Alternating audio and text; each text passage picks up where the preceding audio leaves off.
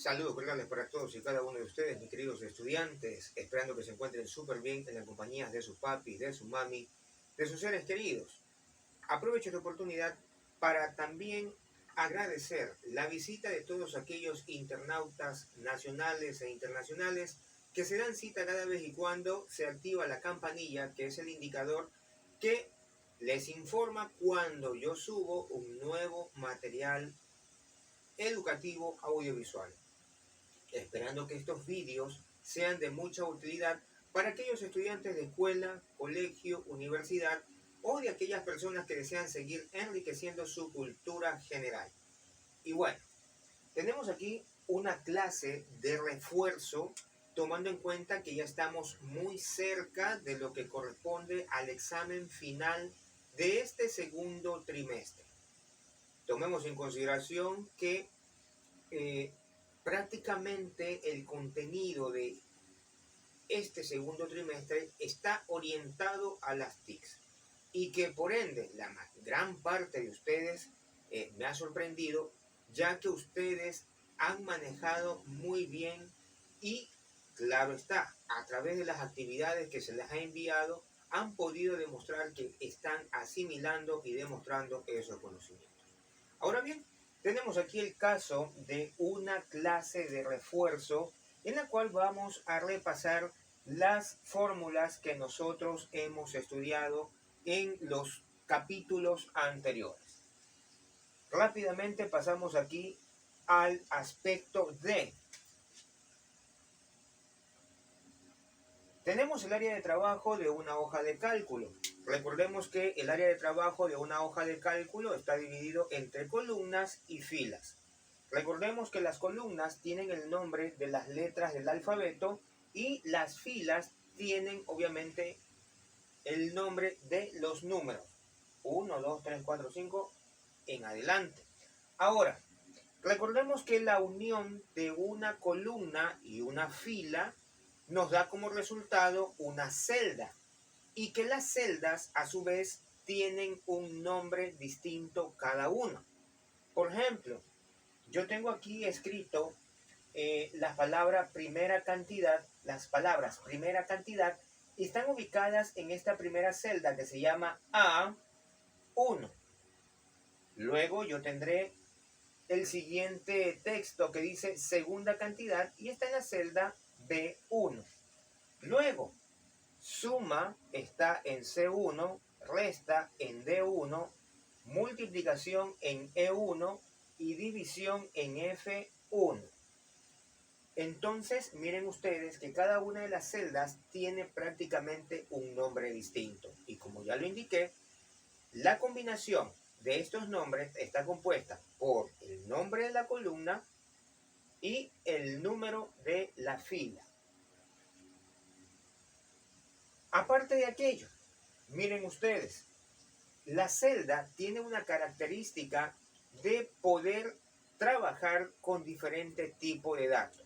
Es decir, aquí yo tengo texto. Obviamente estamos hablando del tipo de dato a nivel de texto. Pero también puedo trabajar con datos numéricos, como es el caso.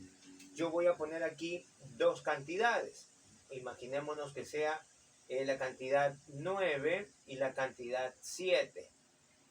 ¿Ok? Prácticamente la celda me permite ingresar todo tipo de datos.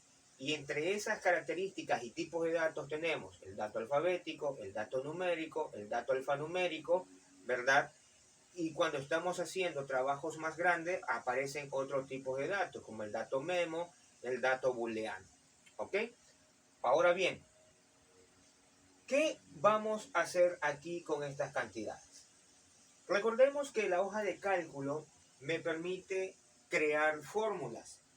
Yo les había indicado en capítulos anteriores que al momento de que usted crea una fórmula, estamos empezando a entrar en la antesala de lo que es una programación. Y claro está, no estoy diciendo que una hoja de cálculo es un lenguaje de programación, claro que no. Pero comenzamos a descubrir que por medio de una fórmula yo le voy a ustedes, junto conmigo, podemos darle instrucciones a una computadora. Y aquello equivale al principio de lo que es programación. La programación es darle instrucciones a la computadora para que ésta a su vez ejecute lo que uno le está ordenando. ¿Qué es lo que nosotros vamos a hacer a continuación? Nosotros lo que vamos a hacer es a crear las fórmulas. Ojo, miren que no es que vamos a calcular la suma, la resta, multiplicación y división. No, vamos a crear la fórmula que va a permitir que el equipo pueda calcular ya sea cualquiera de estas operaciones. Recordemos que el texto que me indica me está obviamente sugiriendo que los resultados aparezcan debajo de cada enunciado de allí. Es decir, la suma va a aparecer en la celda C2. La resta, el resultado, aparecerá en la celda D2. Multiplicación aparecerá en la celda E2 y la división aparecerá en la celda F2. ¿Qué es lo que procedemos a hacer? Vamos a hacer nuestra fórmula.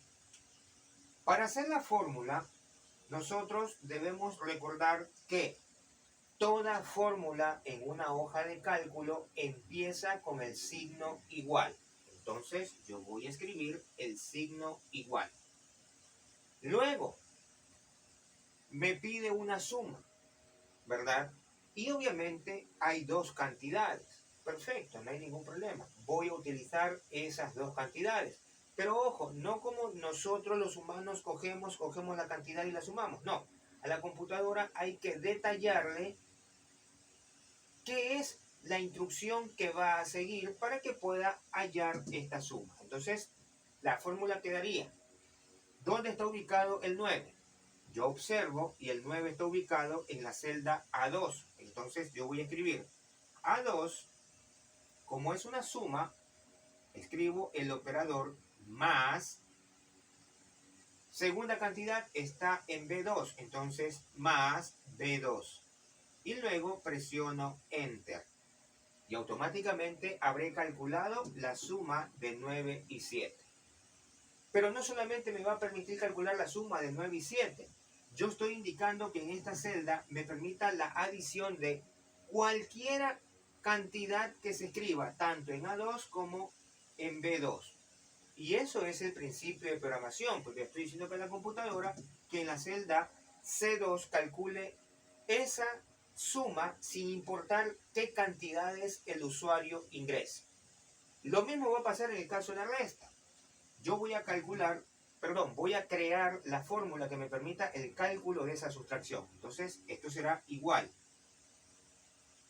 A2 menos, recuerda que es el operador menos B2, ¿ok? Y finalmente, Enter. Y automáticamente aparecerá el resultado de las cantidades, en este caso está calculando una sustracción o resta. Luego tenemos el caso de la multiplicación.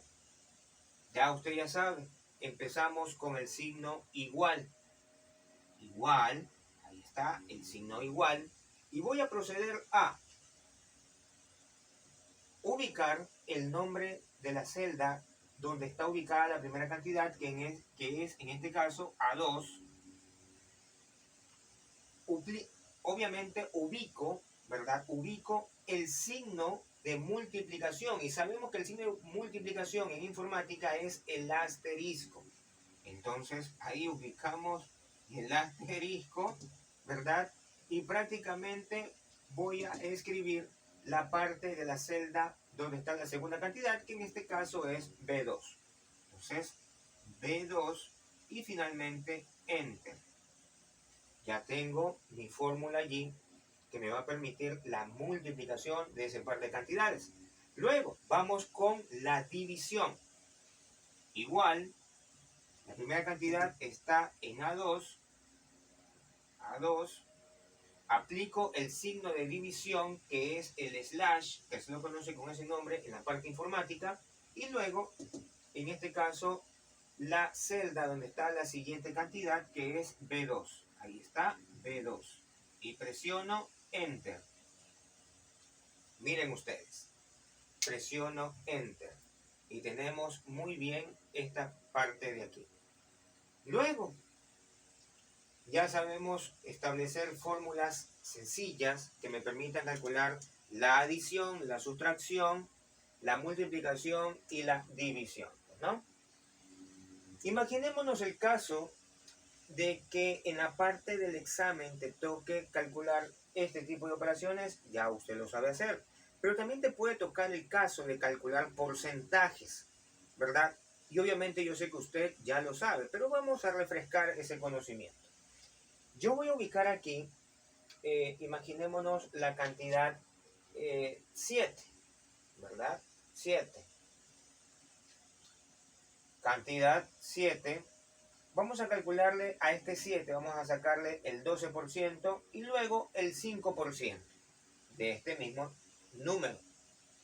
¿Cómo vamos a sacarle el porcentaje, el 12% al 7? Muy sencillo.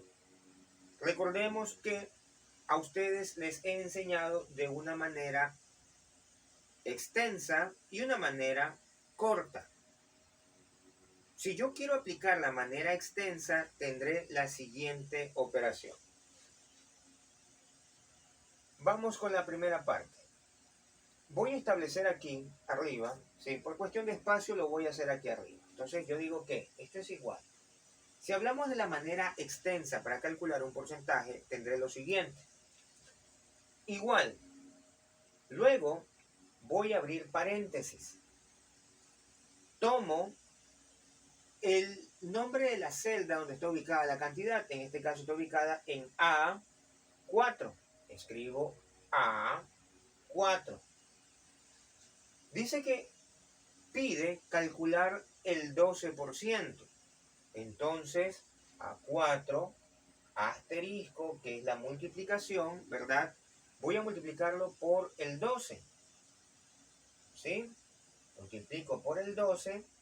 Cierro signo de agrupación, es decir, el paréntesis, slash, voy a dividirlo para 100.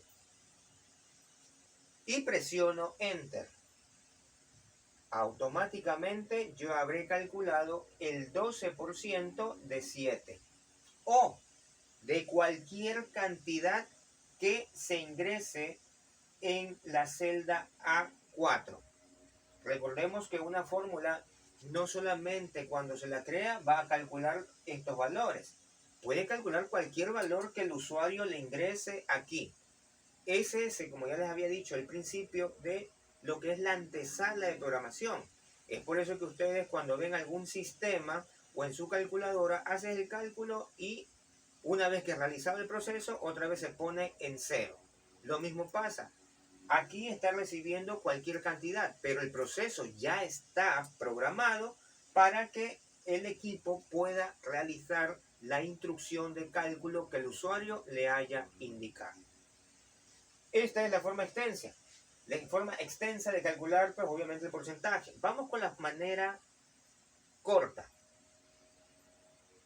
Aplicamos lo mismo para sacarle el 12%. Ahora vamos a la manera corta. Entonces yo tendré que esto es igual, ¿verdad? Esto es igual a 4,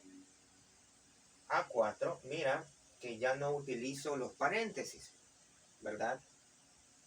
A4 por, ahí está el asterisco, ¿por quién? Sabemos que 12 dividido para 100 es igual a 0,12. Entonces ya no voy a hacer este proceso largo, sino que voy directo a multiplicarlo por 0,12. Entonces por 0,12 y presiono Enter.